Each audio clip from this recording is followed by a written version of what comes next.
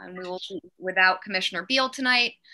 Staff, when I call your name, please respond in the affirmative. Jeff Carlson. Present. Joanne Dodd. She's probably working on the tech issues. Anticipated speakers on the agenda, please respond in the affirmative. Looks like I have Barbara Bund.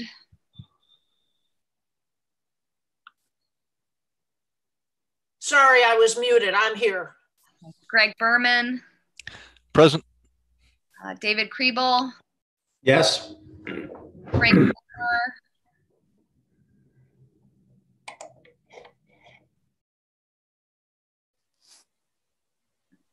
don't know if you can hear me. Rick Atherton. Here. Dennis Murphy. Hi, I'm here. Dwight Dunk. I'm here. Stephen Cohen.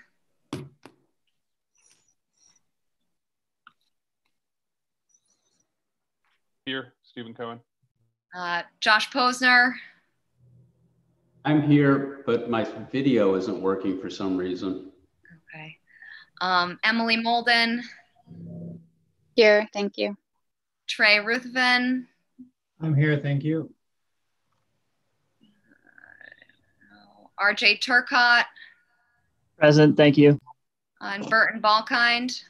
Here. Thank you. And if I miss anybody, I'll announce you before you speak.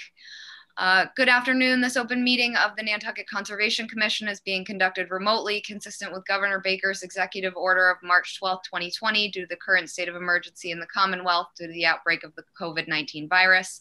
In order to mitigate the transmission of the COVID-19 virus, we have been advised and directed by the Commonwealth to suspend public gatherings, and as such, the governor's order suspends the requirement of the open meeting law to have all meetings in a publicly accessible physical location. Further, all members of public bodies are allowed and encouraged to participate remotely. The order, which you can find posted with the agenda materials for this meeting, allows public bodies to meet entirely remotely, so long as reasonable public access is afforded so that the public can follow along with the deliberations of the meeting. Ensuring public access does not ensure public participation unless such participation is required by law. This meeting will feature public comment. For this meeting, the Nantucket Conservation Commission is convening by video conference via Zoom app, as posted on the town's website, identifying how the public may join. Please note that this meeting is being recorded and that all attendees are participating by video conference. Accordingly, please be aware that the public can follow along with the deliberations of the meeting. Ensuring public access does not ensure public participation unless such participation is required by law. This meeting will feature public comment. For this meeting, the Nantucket Conservation Commission is convening by video conference via Zoom app on the town's website, identifying how the public may join. Please note that this meeting is being recorded and that Deanne, if you could please mute video conference. We're hearing your YouTube. Thank you. Accordingly, please be aware that other folks may be able to see you, and take care not to screen share your computer. Anything that you broadcast may be captured by the recording. All supporting materials that have been provided members of this body are available on the town's website unless otherwise noted. The public is encouraged to follow along using the posted agenda unless I note otherwise. We're now turning to the first item on the agenda. Before we do so, permit me to cover some ground rules for effective and clear conduct of our business and to ensure accurate meeting minutes. I will introduce each speaker on the agenda. After they conclude their remarks, I will go down the line of members, inviting each by name to provide any comments, questions, or motions. Please hold until your name is called. Further, please remember to mute your phone or your computer when you are not speaking. Please remember to speak clearly and in a way that helps generate accurate minutes. For any response, please wait until the chair yields the floor to you and state your name before speaking. If members wish to engage in conversation with other members, please do so through the chair, taking care to identify yourself. And for items with public comment, after members have spoken, the chair will afford public comment as follows. Staff will activate the chat feature on YouTube. Members of the public who have comments or questions can use this feature to communicate with the public body. Instructions are on the town's website. The chair and or staff will do their best to address questions and comments. And finally, each vote taken in this meeting will be conducted by roll call vote. So with that, we will open the meeting first with public comment on items not being heard tonight. Jeff, do we have any public comment on there?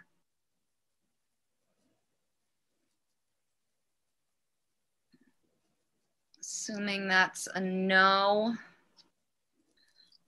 So we will begin. The purpose of today's meeting is to discuss the 2020 annual review of the Sconset Beach Preservation Fund, 87 through 105 Baxter Road. We have many representatives on for that.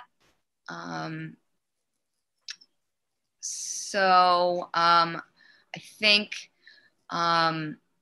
we can start. Dwight, normally you like to do a little summary. I don't know if you have that prepared tonight. And if you do, hopefully we can keep it to under 15 minutes given our time constraint. Yes, yeah, I have a brief summary presentation. Okay. So why don't you go ahead? Okay, just going to share my screen.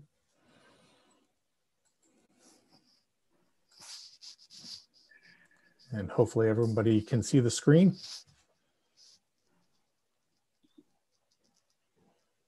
Yes, we can. Madam Chair. Okay, thank you. Yep. I've just left it in this mode because I've had problems with the presentation mode. So we'll leave it like this. Okay, as the chair mentioned, this is to review the 2020 annual report. I just, as asked, trying to keep it brief and not going to go through every detail and comment that was provided in Mr. Berman's comment response, but try to hit on the high points. So this is the outline for this evening. The key findings in terms of the annual report is that the project, with the purpose of which is to stabilize the coastal bank along this reach of the Bluff, has been performing its function of stabilizing the bank with the geotubes at the toe and the plantings on the slope above the geotube array. The shoreline monitoring provided by performed by the Woods Hole Group continues to show that the measured shoreline position and the rate of shoreline change is similar to the historic patterns, with no indication of an accelerated erosion in front of or adjacent to the geotube array. Over the past 7 years, I apologize, this should have been updated a little bit, but there's been 4.3 cubic yards per linear foot per year contributed off the template versus the 6.6 in the unprotected Bluff. And at the beginning of the sand year, there was a little over 33,000 cubic yards of sand on the template. And at the end of the sand year, there was about 27,500 cubic yards of sand on the template going into the season. As described in the annual report, that was the total that would be on there. There had been some sand that was contributed off the template. It was some storms in December. So this accounts for what was there at the beginning of the storm season after the 10,000 cubic yards was added. So there's a little less than that at the on January 15th, but mathematically that's what we had. And the video monitoring continues to show essentially no change really to the overall percent of cobble in the near offshore.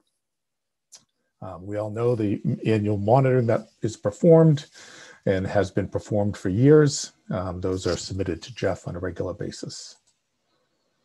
And again, the shoreline monitoring, it continues to be in about the same position that it was about 10, 12 years ago.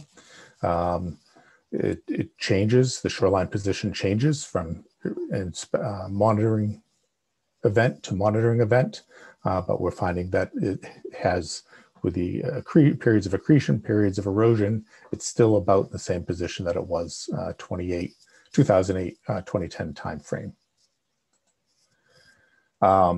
Just looking, these are the near project profiles. We reviewed this, but these are the updated ones in terms of the profile in front of the array, the one that has some the pre-geotube project are blue, the posts are red. As you can see, it's about where it was in 2010, and it's been within about the same band that it's been since about 07.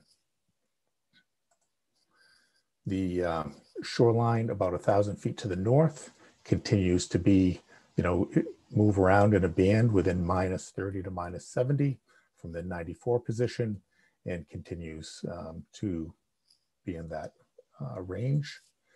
Likewise, profile 90, about 1,200 feet to the south. Again, it's in a position that it was in about 2002, 2005. The summary of all those tables and what we had here through, update that.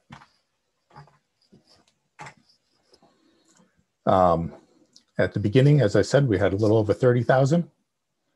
The sand that was delivered off of the template over the year was 10,600 and change, contributed to the template. So at the end of the sand year, we had 27,449 cubic yards. Unprotected Bluff, again, we continue to see some net loss, which from the unprotected areas to the north and south, we saw some gain at the northerly end. There was some end return that was backfilled last year, so that shows up in this survey.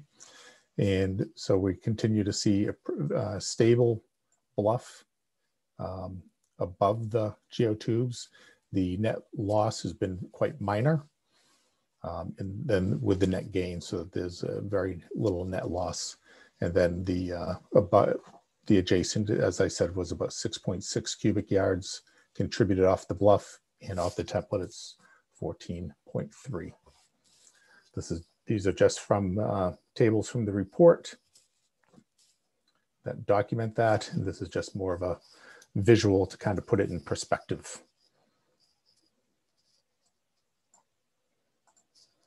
The underwater video survey, we continue to see, mostly about 40 to 50% coverage by cobbles, which it remains on pretty much in the same range as it was at the beginning of the project, with the nearshore having less cobbles and the greater percentage increasing as we go offshore.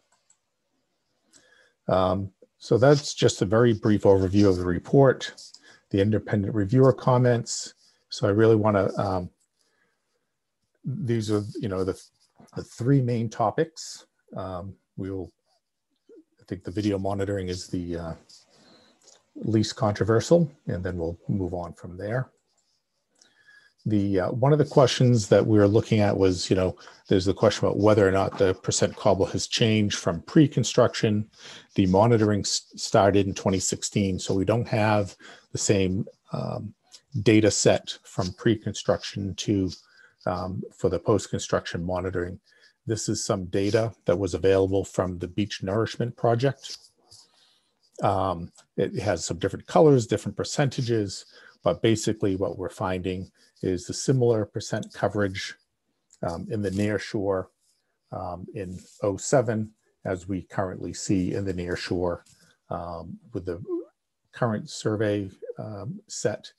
And we can see that there was starting to be some increased cobble coverage as it went offshore. This black box is the study area for the cobble, video surveys that have been performed since 2016. And this is the coverage from the potential sand template when the Beach Nourishment Project was proposed. So we don't see a whole lot of change. The change, really looks to be mostly seasonal variability. One thing that I wanted to comment, I know Mr. Berman talked about, fisheries habitat, et cetera. The purpose of this monitoring was to determine if the increased sand volume coming off the template would change the habitat. There was never an assessment before the work began as to what the quality of that habitat was for fisheries, but the idea was to have no adverse effect, no change, which is the standard, and the monitoring shows that that standard is being met. The sand volume, and in terms of the table 1, identifies the deficiency relative to the permitted volume, the permitted rate of 22 cubic yards per linear foot, or 20,834 yards per year. That is in our report. We're documenting that. There are comments about this deficiency, and this is a cumulative table that has been presented in every annual report, and it gets longer. So this identification of a deficiency below the order of conditions volume has been presented regularly to the Conservation Commission with the annual reports. On the 2019, there was the presentation of looking at the cumulative contribution and how this has changed, and how to put this into perspective as opposed to just looking at the annual 22 cubic yards per linear foot per year. So what we did was, we took the same data, and this dark line is the 22 cubic yards per linear foot per year for each sand year. The yellow line with the triangles is the mitigation volume based on the rate of sand contributed off the bluff pre-construction, this reach of bluff pre-construction at 12 cubic yards per linear foot per year. And then this is the sand that's been contributed off the bluff each year cumulatively at the, and that averages out to a little over 14 cubic yards per linear foot per year. So with this, there is a shortfall relative to the permit. There is more sand contributed to the littoral system off the template with the than there had been, it would have been off of the bluff based on that 12 cubic yards per linear foot per year, established using the standard formula that DEP and CZM use. Now, looking at that 12 cubic yards per linear foot per year, and looking at information that's been provided to the commission, the CPE did do a littoral budget for this shoreline that was within the Woods Hole Group profile sections. And they looked at this, and the volume coming off the bluff using that methodology was calculated to be 11.4 cubic yards per foot. This is the contribution. This is was provided to the commission, to Greg Berman, in response to the 2016 annual review. So it was submitted in 2017. This is all from the data. We could have pulled it from the previous NOI or from the ENF, but we pulled it here because this table is truncated as opposed to having that long table with every profile. But when we look at the bank height from the top to the toe, we have the height. We had the retreat rate for this reach, which averaged the 4.6. When we look at the length times the height, we get 12 cubic yards per linear foot per year. So the information that's been provided to the commission, prepared by Epsilon Associates, prepared by CPE, documents that this reach of bluff that's protected by the geotubes was 12 cubic yards per linear foot per year, not some other rate. Therefore, the 22 is significantly higher than the bluff. The purpose of the sand being placed on above the geotubes and used to recover exposed geotubes is to compensate for the sand that can no longer be delivered off the bluff due to erosion. So therefore, there is not a deficiency to the littoral system. There is a deficit relative to the permit. Again, with the shoreline monitoring, this is similar to what we looked at for the 2019. But just looking at the profiles, and this is just to look at, is there an adverse effect to the beaches adjacent to and in front of the geotubes? And what we're finding is that the rate... I don't want to interrupt too much, but I can only give you like 2 or 3 more minutes, and then we'll have I only have about 4 or 5 more slides. So we'll go through these quickly. The purpose of these, you've seen them before, is to show that we're not seeing an accelerated rate of change after the geotubes were installed, either north of the system or in front of the system or below the system. So again, it meets the standard in the wetlands protection regulations of no adverse effect. The question about looking at the littoral budget, and this was presented in one of the comment letters, and it was prepared by CPE, and it's showing erosion in this section, some accretion, and what we're, or movement. And what I'm looking at here is from the Woods Hole Group stations W to the sewer beds. That's about 6 miles. This project is 950 feet. The signature from the littoral system far outweighs the signature of sand coming off the template for 950 feet. And when we look at that relative to the entire system, which really, if we look at the sewer beds all the way up to Great Point, that's 11 miles. So the system, the signal of the system far greatly outweighs any signal from the 950 feet. So, and just wanted to, the points here is that the template, sand off the template is exceeding what was measured, what was determined to be contributed off the bluff before the geotubes were installed. The signal from the littoral system overshadows the signal from 950 feet, 11 miles versus 950 feet. The mean low water position shows no accelerated loss of the beach. So, with that information, we see that there is no sand deficit to the littoral system from this project. There is a shortfall from the permitted volume, but not to the littoral system. And these are really just summaries, try to keep it short, Madam Chair. Everyone, I think, can read the closings. So that's the presentation that we just wanted to present tonight. Thank you, Dwight.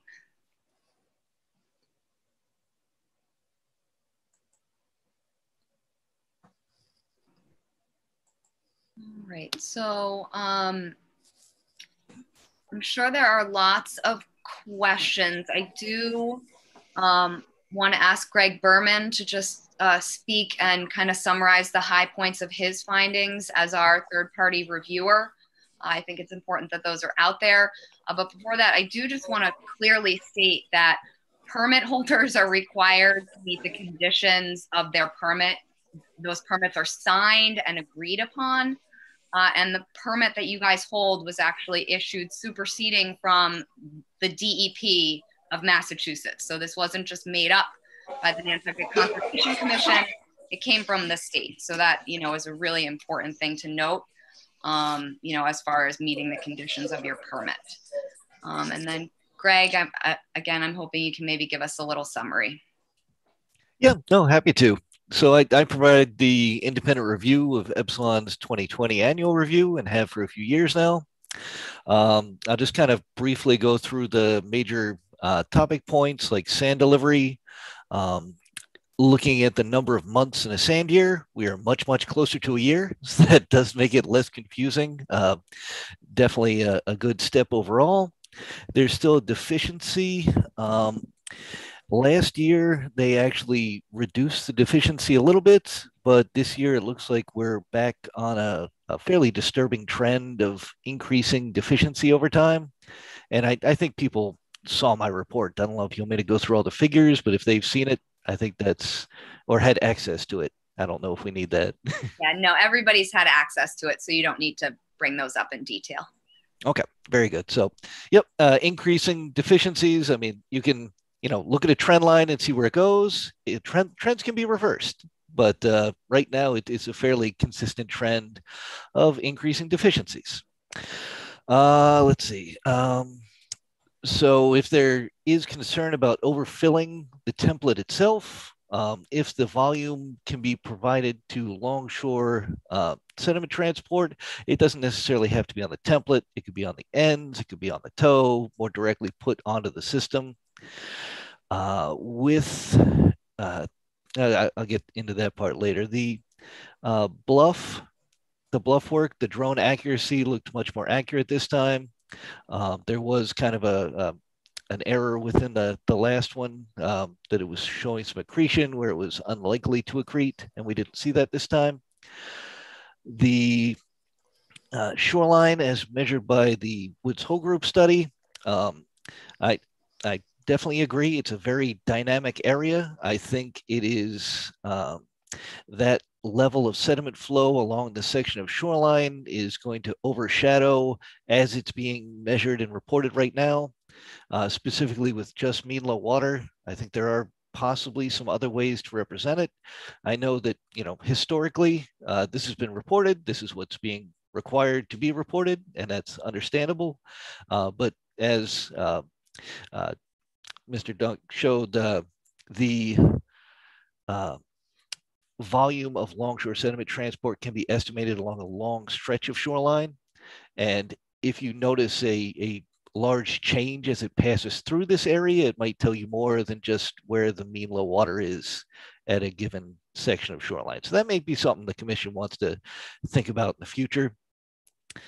With the underwater video, kind of a similar story that honestly, I think side scan sonar would give you a better, more seamless data, but this is what's required, specifically because a lot of the cobble, I believe, varies very quickly. So with this kind of video, you can go a few feet off and it's going to change dramatically. And that may be what's happening with some of these variations in there. One thing to consider is if the applicant is going to kind of play catch up and put down a couple years worth of nourishment instead of just 1 year's worth of nourishment to kind of make up for any shortfalls, I would say it is important to keep track of that cobble, the underwater video, just because there's twice the opportunity to cover some of that habitat if we're depending on how that catch up is going to occur. Last couple of thoughts was I didn't see mention of the drainage system, which has been on some of the other annual reports. I don't know if that's still part of it. Honestly, that wasn't the biggest flag in any of the previous reviews. But yeah, I think the obviously biggest story, and it's not a surprise story, is that there is a deficiency in the requirement of sediment, and that's something that I haven't kind of been tasked or to look at. I'm not looking to see what volume is appropriate. I know you guys have spent a lot of time and effort on that, so I'm just kind of reporting on the requirements of the current permit. And with that, I'm happy to take questions, whatever your agenda works. Thank you, Greg. At this point, I think it would be good to turn it over to commissioners for questions or comments. We have many different individuals on this meeting, so you can ask questions really of any of them, as they all submitted evidence or testimony to today's packet. So just be aware of that. And then again, I'm wondering if any commissioners have questions or comments. Mark?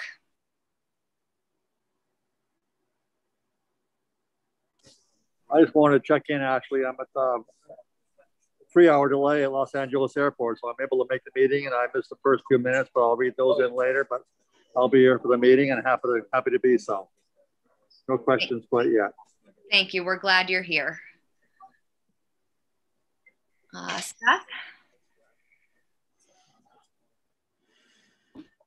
Thank you, Madam Chair. I'll be very brief. I have 3 main points. The first is that in reference to the graph that Mr. Dunk submitted related to permitted sand requirements versus what was placed versus what was in the littoral system. The evidence being used there for 12 cubic foot per linear, or 12 cubic yards per linear foot per year is an 8-year-old estimate that's related to pre-Bluff or pre-project construction volume off the Bluff. So I'm not sure that that is still relevant. This is a highly dynamic shoreline, and you would anticipate with accelerated sea level rise and erosion that is probably going to be a higher figure in 2021. And then related to that, I think everybody agrees on, from all parties, that the permitted volume hasn't been met. And to say that it's okay from the coastal processes point of view or the littoral system point of view is honestly a distraction. Even if that is true and there isn't additional consequences of not meeting that permitted volume, that permitted volume needs to be met by the order of conditions no matter what. No matter if it's cost prohibitive, no matter if it's logistically challenging, it needs to be met. And I would like to see the project come into compliance with that by December 31st of this year. And on December 31st of this year, if they're not in compliance, I am happy to move forward saying that this project is in failure of its order of conditions and advocate for next steps. But I think that needs to be done as soon as possible. And then the last thing is related to where the mitigation sand will be placed. The representatives mentioned that it's not applicable to place the sand in front of the template because it will reduce the width of the beach. I agree there. I don't agree at all with their argument saying that you can't place it on the sides of the template. They say that one of the reasons why it needs to be placed on the template itself, well, there's 3 reasons. And really they come down to financial considerations, not coastal processes considerations, which are not our concern. Sand is expensive, we all get that, but the project needs to be in compliance with its mitigation requirements. So find a way to get it done by December 31st, or else I think more significant action will be warranted. Thank you, Seth. Maureen? Yes, thank you, Madam Chair. I would like to underscore all of Seth's comments. I appreciate most of those to make as well. And something that has concerned me, because this is already a very long-term relationship, and unfortunately the applicant continues with measures that were approved at the start, such as using the mean low water line and the wading cobble surveys, and the suggestions that have been made multiple times, especially about the side scan sonar, and now getting using a sediment transfer budget. Those suggestions are not responded to, as in whether, yes, this would make this a better monitoring project. We would have a better project. We know better what was going on. So, and then unfortunately, if the measure in the original order of conditions is something that has become difficult for whatever set of reasons, whether it's cost or anything else, the measure, the absolute clear definitive measure of the contributions that's supposed to be made every year has not been made. And instead, several years ago and continuing, I think at least the last 4 years, the applicant has asked has suggested that a adaptive mitigation program be allowed. And unfortunately for the applicant, I believe, you cannot change the order of conditions without there being a formal change to it. And the applicant does point this out with regard to changing to the side scan sonar and or the going to the longshore sediment transport measures, that if that were to be required, we would need to have an amendment. Well, it goes both ways. And so if you don't want to use the numbers for the contribution of sand, then you need to formally make an amendment, and that needs to go through a process and that needs to be approved. You haven't done that. So my only difference from Seth's comment is that you've been in violation now, you've been in violation for months and months and months. And I think waiting until December 31st may be not appropriate for such a long-standing violation. And I would like to, I think we need to consider what to do next, because another piece of the order of conditions states that if we do find that there is in fact a failure, which I believe we have plenty of evidence to so find, that we are to, at our next scheduled meeting, which would be 3 weeks, which would be on May 27, that the applicant has to respond to that finding of failure. And I believe we have enough for a finding of failure tonight. So that's something I think we need to address before we finish this meeting. Thanks. Thank you, Maureen. Joe? Thank you, Madam Chair. I agree with Seth's point, point number 2.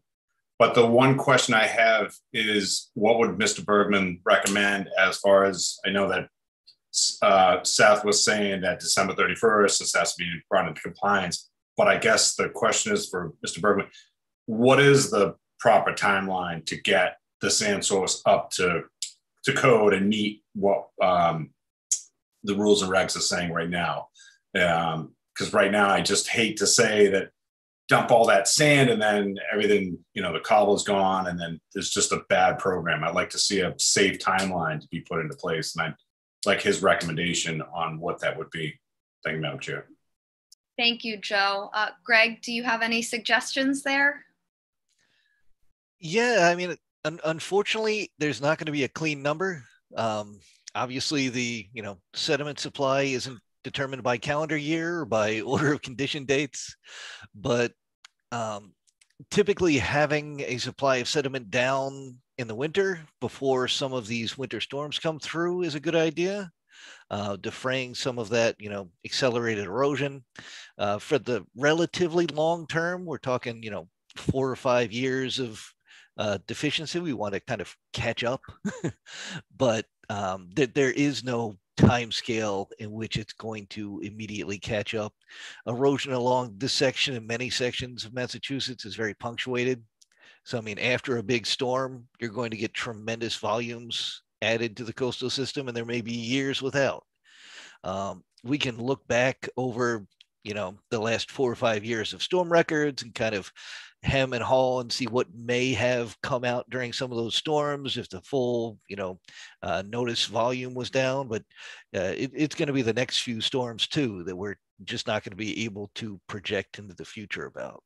So, I mean, obviously at this point, playing catch up as soon as possible, but you also, I think that underwater monitoring is going to be more important now than it was in the past if we are actually going to be putting down more volume than has been historically. So it kind of walking a tightrope. Thank you, Greg. Maureen? I just have a follow-up with Greg through the chair, so that if we were to allow make-up contributions, that will by definition be greater than what would have otherwise been required had the applicant been in compliance, that to have the side scan sonar to be looking at the cobble while this is going on, is that something that if we're going to approve a higher volume, that we would also need to ask for that to be done at the same time? And also, what about requiring that a sediment transport budget be done at the same time, because all these years of deficit,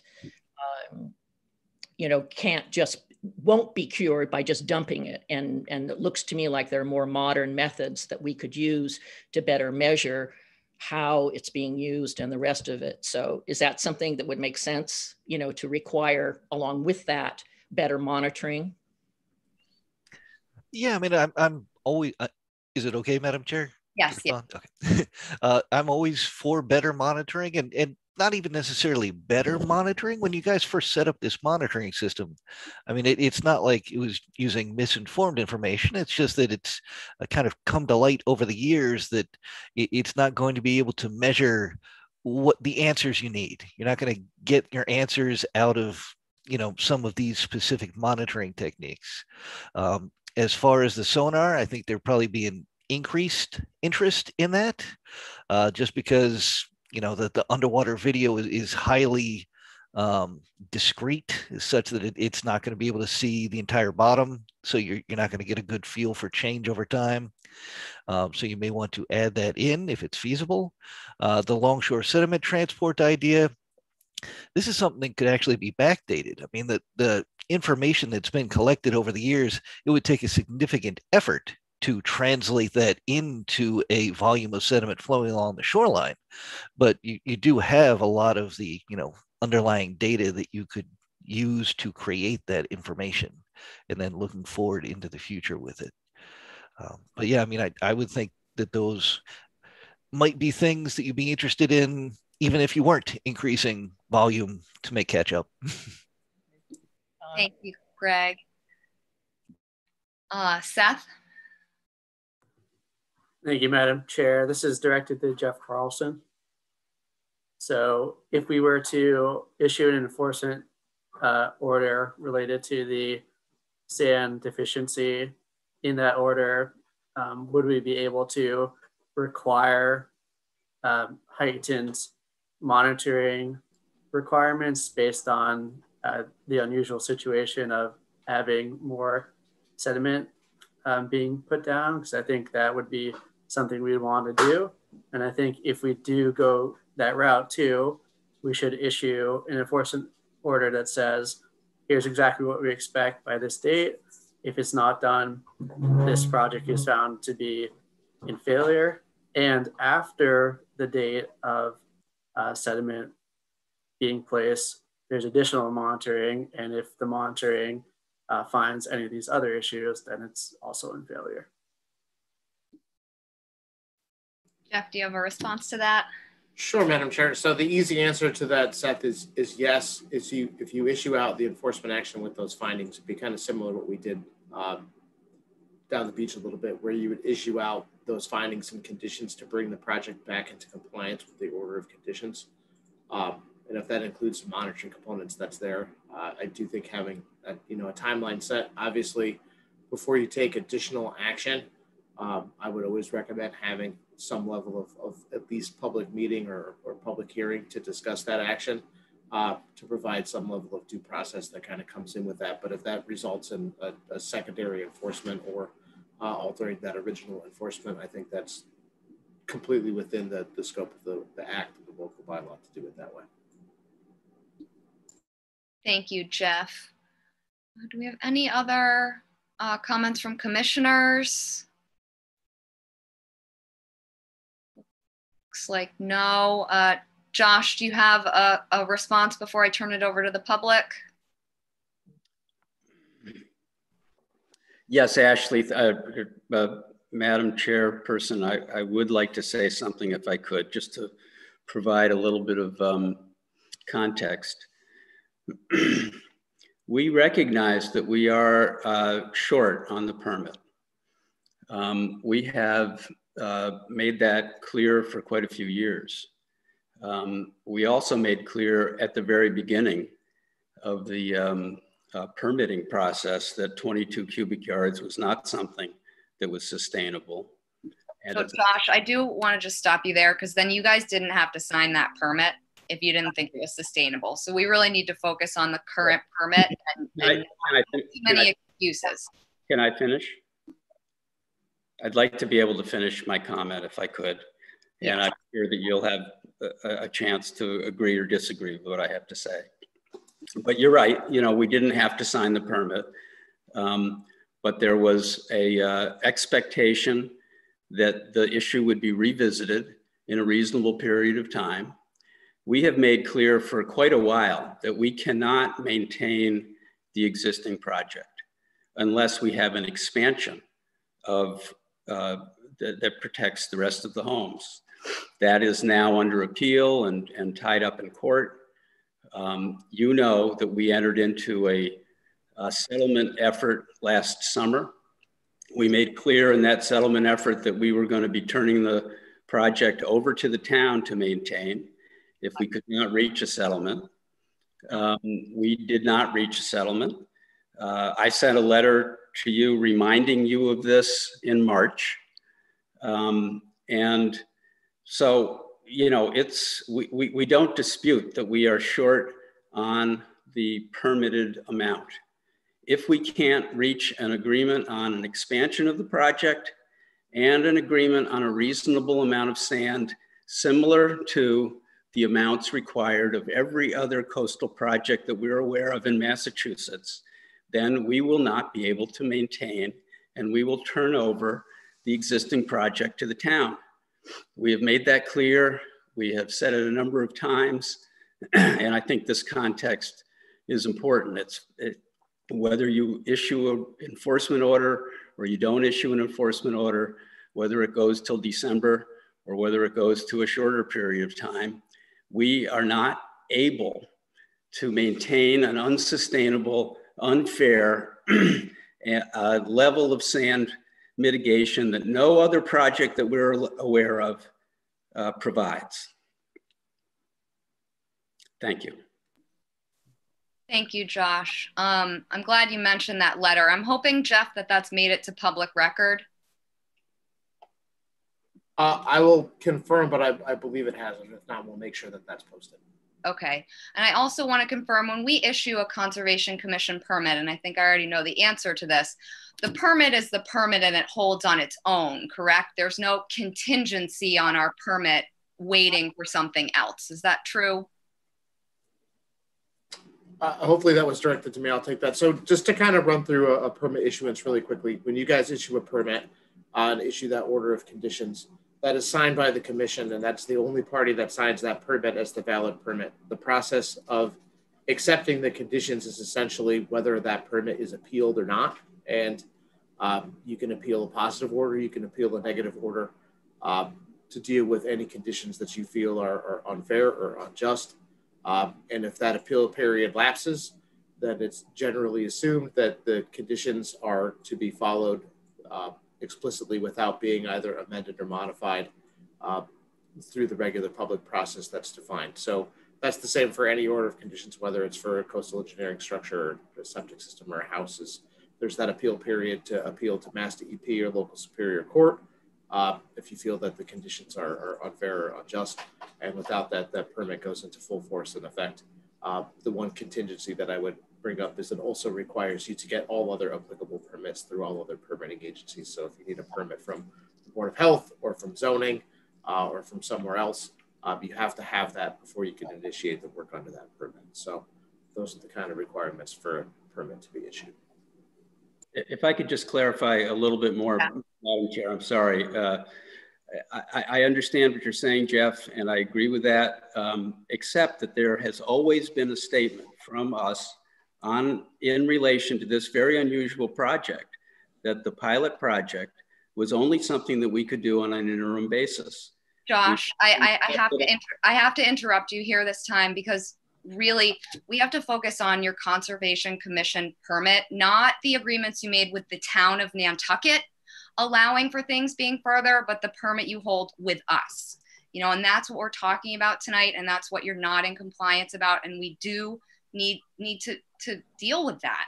Okay. It's really I understand. At the last, enough. Sorry, Josh. At the last meeting, you asked if we had a suggestion on what you should do, and our suggestion is that we try and see whether a settlement from this dispute comes out of this Arcadis process or not this summer. And if it does, many things will change. And if it doesn't, we're going to remove the project anyways. Okay, thank you, Josh. We're here tonight to discuss, the current project, not what is projected into the future. And I know that that's somewhat difficult, but we really do need to handle the project that's on the ground. I see Steve and Dwight. I also need to give this over to the public. So I guess, Steve, do you want to go first? Sure. I'll try to be brief. Obviously I appreciate the points that Josh is making and the number of the commissioners are making about the project. But I think it's important for the commission and the public to focus on the purpose of the presentation tonight, which is really just the annual report and potentially to ask questions about the performance of the project based on information coming out of the report, and for the commission to consider changes they might want to the project based on that information and those kind of things. And if there's any information that shows that there should be an enforcement action, or if there's any information that shows that there should be an amendment to the existing permit, then those kind of things would be taken up at a later date.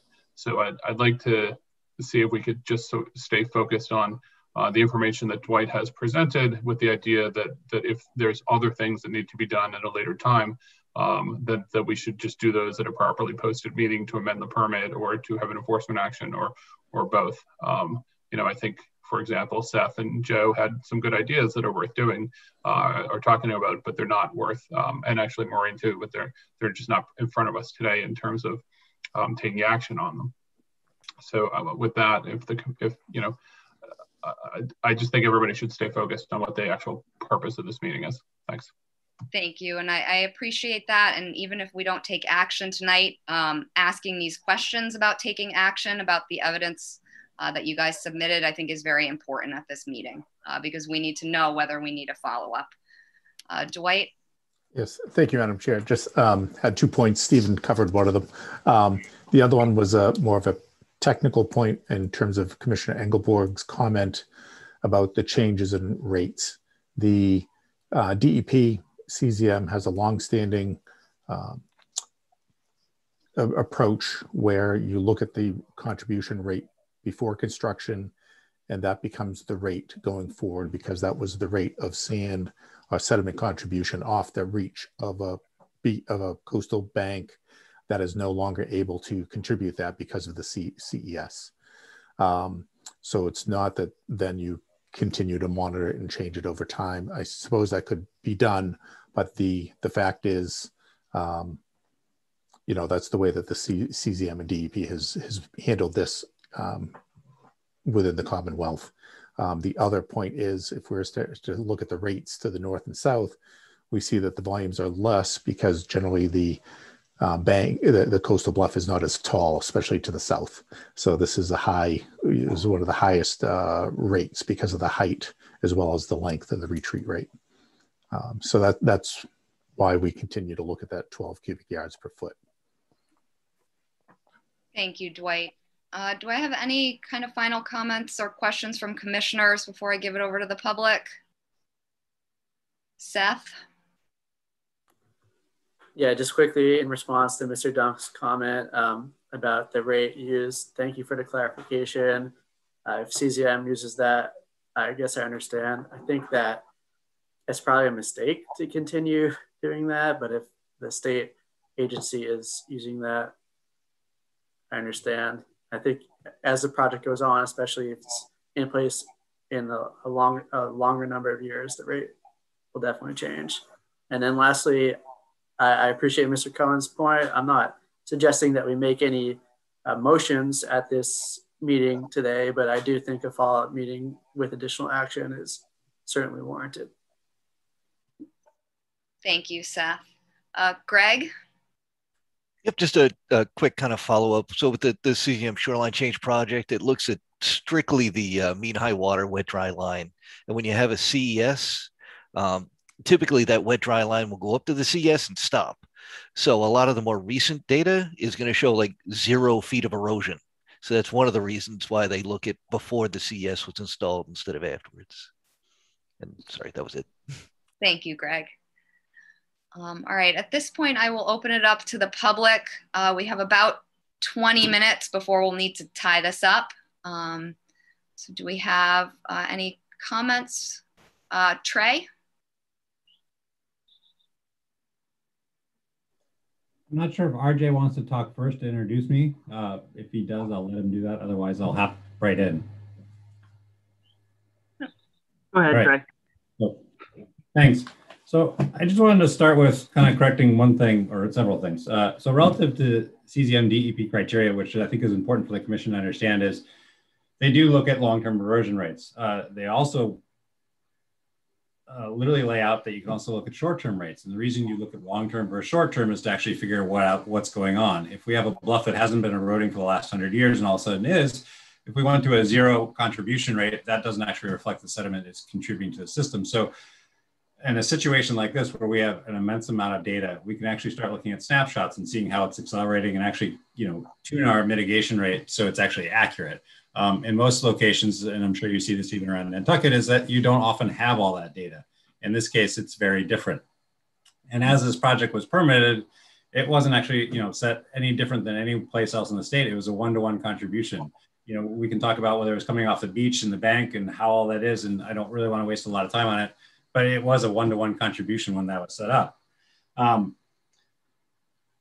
It's just a matter of failing to account for what was done. And relative to the Arcadis project, which I think I want everybody to keep in mind, is that we're in a test bed right now. So, if this project is working or not working, that's critical to what Arcadis is going to look at. If this project is a failure because you can't mitigate it forward properly and we're seeing an increased erosion, which we are, they need to know that going into their project, because if they come out and say, we're looking at this and it seems like it's great, and they're missing this data that we're actually, sitting on right now, that's not really a benefit to Nantucket, the homeowners in Baxter, or anyone. So I just want to say those things are important.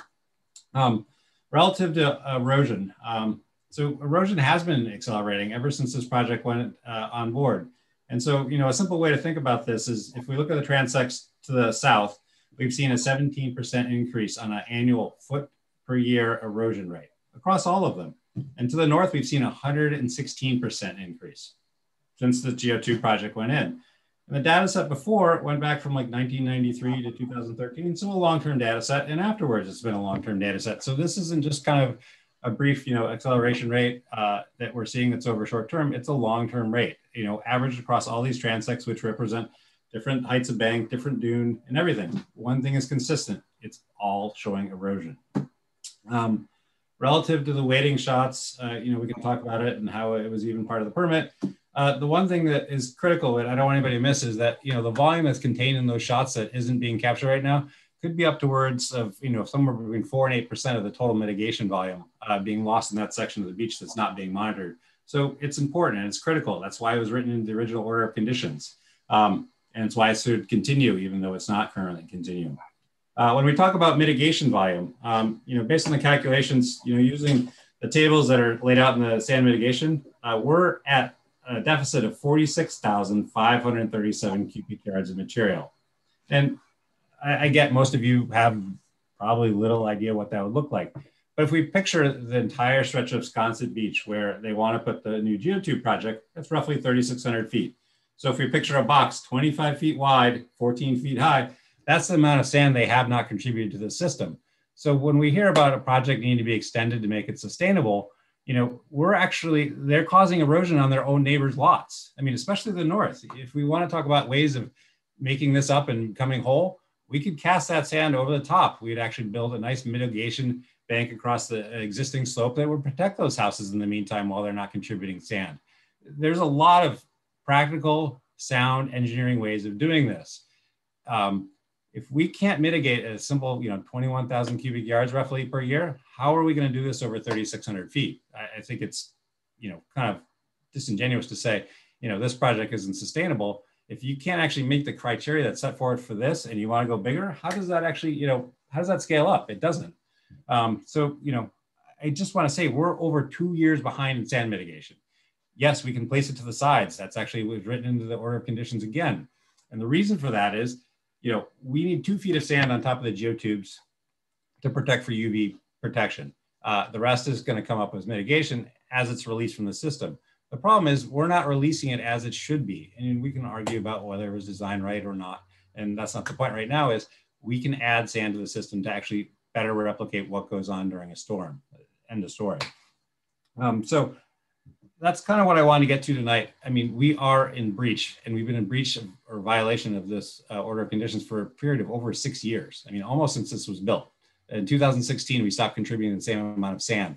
We've not been actually doing surveys properly since 2018, and we've been eroding for the entire project. So, this isn't like a short term, like we missed one because of COVID or anything like that. These are long-term problems that haven't been addressed, and they've been brought up and again and again and again, and it's still, we can't seem to make this work.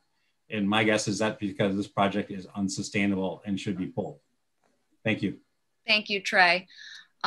Any other comments from the public as we are running out of time? Dwight, I don't know if I'm going to be able to give you response time because the public does need to speak. I understand that, but hopefully I can correct misstatements by Mr. Ruthven. All right. David Kriebel. All right. Thank you, everybody. In my letter on behalf of the Green Hills, I had just 3 main points, and I'll just quickly summarize. First, I'm in complete agreement with Greg Berman and Trey Ruthven that there needs to be a volumetric accounting, and that comes about in a sediment budget. I've been involved in a number of disputes on mitigation and around the country. A common denominator is a sediment budget is used to keep track of volumes. You keep track of mitigation volume. You also need to focus on beach volume to look at the effects. So that's my first point. Second point is I've been surprised in this project as I've looked at it that, and I think Trey just alluded to it, that there's a lot of discussion about the template. But in my mind, there really are multiple templates. And I think there's a design template to keep 2 feet of sand over the geotubes.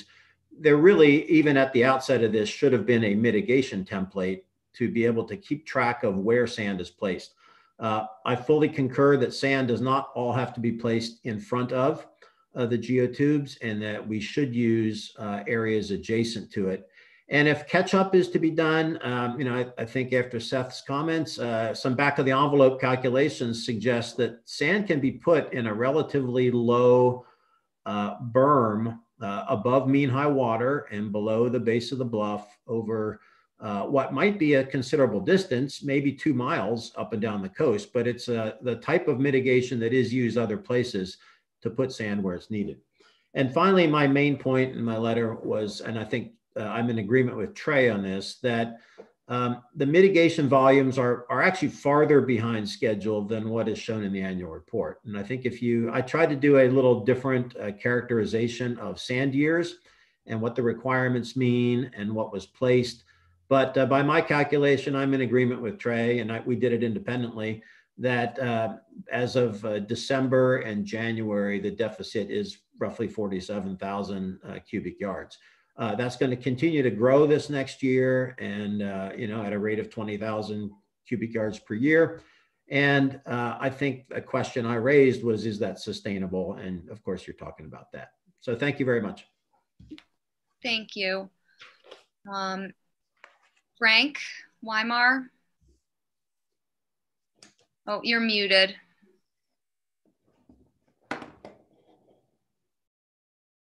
Oh, you're still muted. Okay, now you can hear me? We can hear you, yes. Okay. And it's Helmut Weimar, but I know the computer says it's Frank. That's my first name, which I never use. I would just like to go back to basics and this one-to-one thing. There's no long-term evidence of substantial acceleration, although I think it's reasonable to believe with rising sea level that would go up slowly. But basic point, how much would the Bluff, based on recent data, have lost had there not been a project? The answer is 12 cubic yards per frontage foot. And how much have we been supplying roughly in that area, if not somewhat higher, as Dwight said before. The deficit is purely and simply because of a arbitrarily, one could say, high number of 22 cubic yards, which had no relationship to anything in history in terms of how much sand would have come from this area had there not been a project. It was purely a negotiated deal that was meant to be a temporary pilot project that would have been revisited by now. That was 2013, would have been revisited in 2017 or 18, not 21. So relative to Mother Nature, we've been there. Relative to a extra safety, like doubling almost Mother Nature's amount, we've been in deficit. That's the only sense in which we've been in deficit. Thank you. Ian? Thank you, Madam Chair. So Helmut, you and I have known each other for what, 40 years? And the picture behind me, I chose deliberately because my father took it in the mid 80s when we lost between 10 and 15 feet at 99 Baxter Road to a nor'easter, which was at 5 to 6 cubic yards per linear foot of loss. That would have been 50 to 60 cubic yards, far exceeding the 22. So I'm not arguing with you about the recent data, but I would have to characterize potential annual losses in a different way. But secondly, if I may, Madam Chair, through you to Mr. Kriebel. Yes, I wonder going forward, if there'd be a better way of designing these geotubes in future. In other words, the third geotube at the moment is 21.3 feet above the mean high water. If going forward, the fourth geotube was removed completely and the third geotube was a smaller dimension, then I would assume that would allow the sand on top to be taken in a 3-day nor'easter.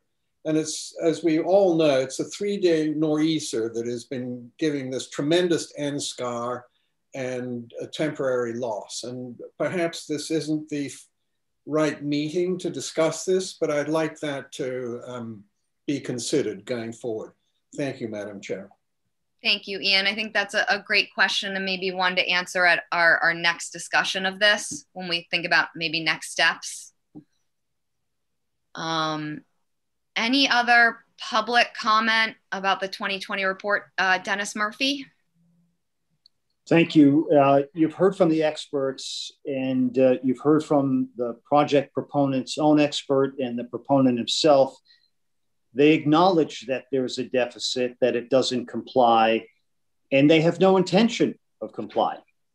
So I suggest not a tap on the wrist. We don't need a long probationary period. The order of conditions specifies what's to happen next. Maureen suggested your next hearing is at the end of this month, and I would ask the commission to please schedule this so that we can have the necessary conversation. The data is all there. All of the experts agree. It's unequivocal. It's time to take action. Thank you. Thank you, Dennis. Barbara, and then I'll go to RJ. Barbara, you're muted. I'm sorry. Okay, I want to remind, some of you will remember that it was actually May of 2015. There was a forum about beach erosion sponsored by the Land Council, the Civic League, and eight organizations. And at that meeting, an engineer who appeared regularly before the Concom said that his clients believed that they could agree to whatever they needed to get permission and then do what they wanted. Now that was a different time and it was a different Concom. But I urge you, please, you all work very hard. You do very careful work. We need a conservation commission that will enforce permits. And I don't think you could have a clearer example than when everybody, including the permit holder, agrees that the terms of the permit were not met. So please find that they have met the failure criterion. Thank you. Thank you, Barbara. RJ? Thank you, Chair Erisman. Along those same lines, there is nothing stopping this commission this evening from making a motion finding them in SPPF in meeting the failure criteria A, B, and D, and moving this forward. This cannot be kicked down the road any further. I don't think there's a single commissioner of the 7 present here tonight who believes that they are doing what needs to be done to fulfill this permit. So making the motion this evening and finding them in failure of their order of conditions moves it so that you can focus on enforcement and have a productive meeting on the 27th. If not, there's going to be further debate. There's going to be further muddying of the water on what 22 cubic yards means per linear foot. The commission needs to make that finding tonight so that this can properly move forward. And I'm asking on behalf of the Land Council, on behalf of our members, our board, and everyone watching that the commission do that this evening. Thank you. Thank you, RJ. Do I have any more public comment for people that are on? Jeff, do we have anything on YouTube?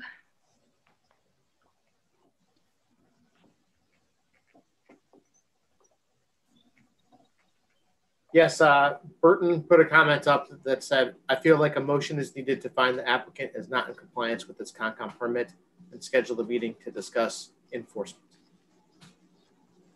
Thank you, Jeff.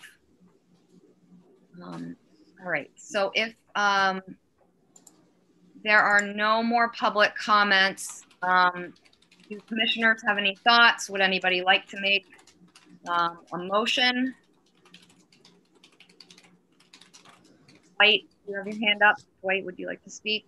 Yes, I just need to respond to Mr. Ruthven's comments that the data shows that there's an accelerated erosion along here, along this stretch of beach. The data does not show an accelerated erosion.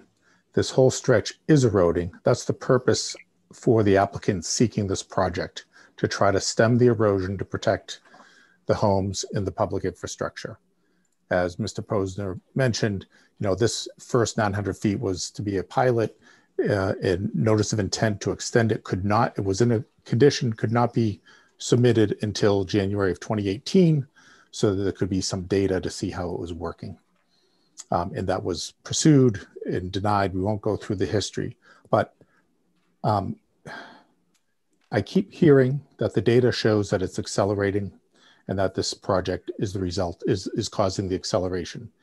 The data that Woods Hole Group produces, if I won't pull up a graphic that I have to show how shoreline position directly correlates with volume, but the fact is we're not seeing an accelerated erosion rate here. We are seeing erosion, and it continues to be about at the same rate post-construction.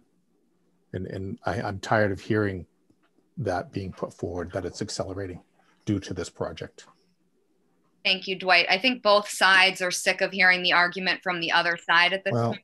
And at certain points, we need to maybe stop arguing about it, and the commission's gonna make their decision. I think commissioners, it is laid out pretty clearly for us in the 2020 report, just how behind they are on sand mitigation volume. I think that's one of the clearest failure criteria we have for this project. And I do agree, these failures need to be addressed sooner rather than later. Maureen? Yes, thank you, Madam Chair. Obviously, as I said before, I think it would be in order to have a motion here tonight. There's also, before I do that, there's something else I meant to raise earlier, partly because of Mr. Posner's position that this plot, we cannot continue to make. Maureen, your mic is breaking up a little bit. I'm sorry, maybe I looked at that. Can you hear me better now? Yeah, I can hear you better now. I don't know why. Anyway, sorry. In the original order, there is a provision for not a bond, the fund. I'm just now, of course, I'm blanking on the words for it, but there is a provision for an escrow fund that was to be maintained to ensure the availability of funds to pay for the removal of the geotubes. And so that's something I think we need to go back. I've never seen any figures or anything, so I first want to ask that be looked into, how much money is there, what's available, so that we know if that is in fact been maintained and what's in it and the rest of it. I know nothing about that. And I have never seen it written down. So that's one thing I think we should do in any event. But secondly, I am willing to make a motion that due to the uncontested admissions made by the applicant and confirmed by many others' testimonies, that sand deliveries have not been made as required by section 30, special condition 34 of the order of conditions, that we find them to have met this failure criteria. And special condition 35 says if we should make this finding, then the applicant shall schedule an appearance before the Concom at its next available hearing. So, so I'm making a motion that we find that there has been a failure of special condition number 34 regarding the amount of sand deliveries, and there's adequate evidence to support that, and that we believe that and this is where, May 20, I would like it to be May 27, but it doesn't, in my view, it doesn't have to be. We want to make it a little later, but I would say within 30 days of today, that the SBPF applicant be required to appear at our next scheduled meeting, and we talk about what next steps are. Because I really do think that it's important to talk about not just, because if they're going to add in lots of sand, we need to know how. I mean, there's a lot of things up in the air, and I think we need to address that sooner rather than later. So I'm making that motion that we find that today, and we ask that they come back within 30 days to discuss it. Jeff? Make that motion, if that's okay, Jeff. No, you can make whatever motion you'd like. I'll just make sure that if there's something that we can't do. I was just going to say, as far as dates go, I know we do have the meeting on the 27th. I was just going to recommend that if we're going to try to set a date for a meeting, and knowing that we try to keep matters like this off of the regular agenda because they take up a pretty extraordinary amount of time compared to other applications, that maybe on the 27th, Joanne and I could pull together a selection of dates to pick from that the people schedule, and we can try to schedule a meeting specific with some dates in hand, knowing that we can get on the remote meeting schedule. That would, sorry, actually. No, go ahead. Does that work, Maureen? Well, I was just going to say, I want this done by a date certain, because we've had many meetings with this group be delayed for various and sundry reasons. And so I want to make sure that once Jeff and Joe are able to determine what dates that this get done. I mean, I'd like to say no later than June 30. I mean, I'd really like to put yeah, so we will put a date. I know Joanne has some dates in June. I hate to interrupt you, but we literally have like 3 minutes before we're off. So is anybody willing to second Maureen's motion, finding them in failure of special conditions 34 and 35, and to set up another meeting to discuss that failure and potential enforcement?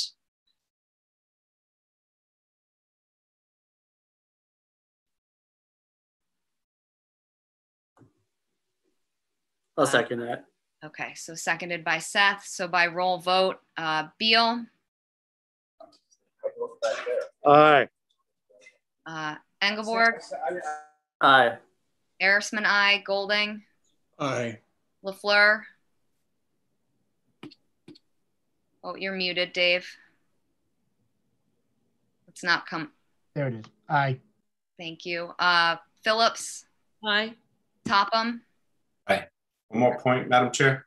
Yes. We have 2 seats coming up, so we can push this quickly would be great, and get a timeline of what SPPF is going to do, and let's hold them to that, please. Yes. Thank you. I know we do need to move this. I think I kind of left that in SBPF's hands with the 2019 reporting and asking them to come back with a plan. And unfortunately, they did not really come back with a legitimate plan to come into compliance. So hopefully we will make moves. Jeff, so are we continuing this discussion to be brief on the 27th to set a date? Yes, I think that would be prudent. Okay.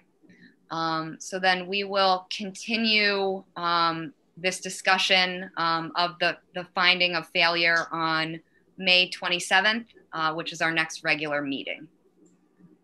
At this point, I need a motion to adjourn. So Second. Aye. Second. Seconded by Mark. So by roll vote, Peel. Aye. Engelborg. Aye. Arisman, aye. Golding. Aye. LaFleur. Aye. Phillips. Topham. Aye. All right, this meeting is adjourned. Thank you, everybody, for participating in this kind of abbreviated meeting. I appreciate it. Thank you. Yeah, thanks everyone for your time. Thank you.